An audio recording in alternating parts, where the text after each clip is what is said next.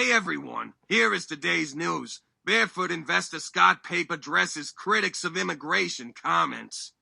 Barefoot investor Scott Pape has addressed criticism over his comments about how Australia's immigration intake was impacting the housing market. Writing in his weekly News Corp Australia column, Pape expanded on his thoughts about the country's housing crisis by directly responding to one of his detractors. Last week, the author of bestsellers such as The Barefoot Investor, The Only Money Guide You'll Ever Need, questioned why the country was bringing in so many migrants amid a broken rental market and record house prices. He used a metaphor of trying to cram too many sheep into a paddock on his family farm.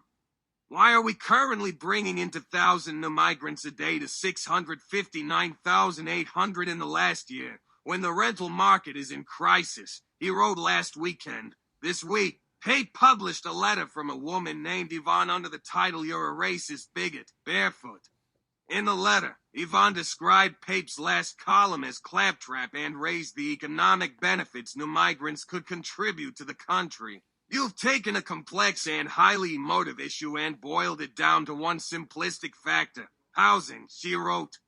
In reply on Sunday, Pape wrote that there were hundreds of people who shared Yvonne's sentiments, adding, "I think you nailed me the best or worst." But he largely stuck to his convictions, saying the country was in a hole and it was time to stop digging.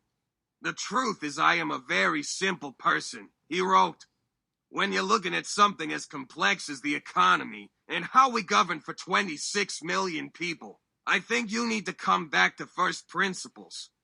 And for me it's this: I strongly believe that secure, affordable housing is a basic human right, especially given we live in the richest country on earth. It all begins at home. And right now there are practically zero rentals available for people in the bottom 30% of income earners, who are the people who traditionally rent.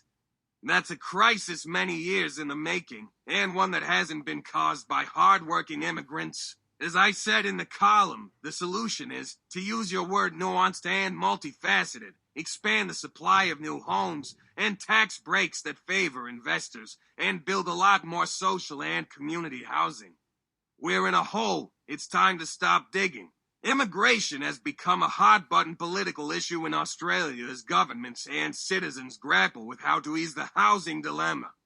In another column published on Sunday, economist Leith Van Onselen wrote that immigration intakes were simply too high, overwhelming the supply side of the economy.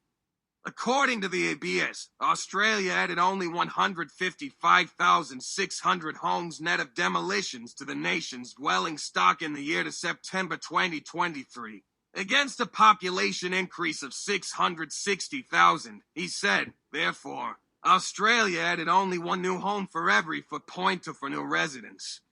This explains why the nation's rental vacancy rate has collapsed to a record low of around 1%. Domain reported a record low national rental vacancy rate of 0.7% this month, while PropTrack also reported a mark of 1%. Former NSW Premier Bob Carr has long rallied against the nation's migration intake and told Sky News it was a lazy way of running the economy. "I've been trying to get Australians to understand that we do not need to have the highest rate of immigration in proportion to our population in the world," Mr. Carr said. The Australian Bureau of Statistics has released figures showing that overseas migration in the September quarter was 21,800 higher than the previous quarter at 145,200 arrivals, the second highest quarterly increase in history. Net overseas migration increased by 60.3% on the previous year and drove 83% of Australia's annual population growth.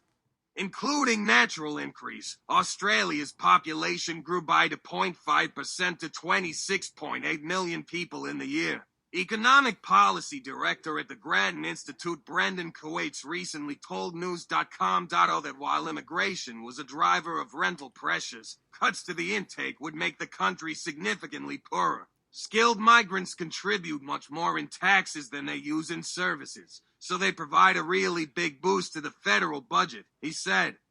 "If you cut 10,000 places in that program, It would cost federal and state government budgets between $68 billion and $125 billion over the next 30 years. What are your thoughts? Thank you for watching.